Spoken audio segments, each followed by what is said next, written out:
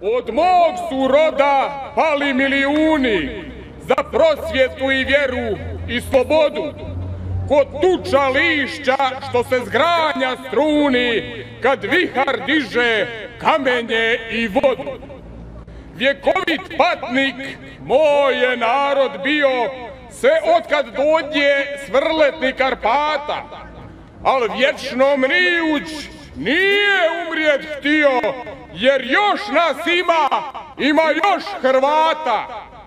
I svoj smo barjak podigli visoko, da smjelo se po Božjem zraku vije, a ponosno nam sokolovo oko sad pouzdano u budućnost zrije. Tad ko stolikih ne poginu jada, tog neće slomit ni paklenska vrata. Iz tog se rod moj boljoj srići nada, jer još nas ima još Hrvata. Uzalud naši protivnici davni i samo ime nijekad su nam stali, kad mačem, perom, djedi su nam slavni upisat ga u povjesnicu znali. Uzalud nam ni bića ne priznaje nenavist mnogog izrodljenog brata, kukaštinu mu samo to odaje, da još nas ima još Hrvata. I širimo se lijepo na sve strane, a svuda Božji blagoslov nas prati. I krognom stablu privijamo grane, što bijes oluje nekoć nam ih strati.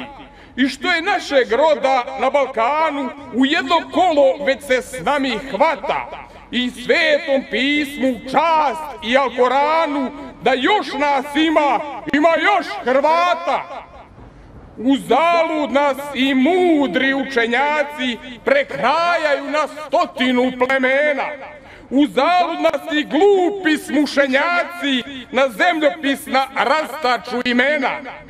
Uzalud spletka, nasilje i zloba i dušmana i naših renegata, naš čas je kucnuo, usta smo iz groba i još nas ima još Hrvata.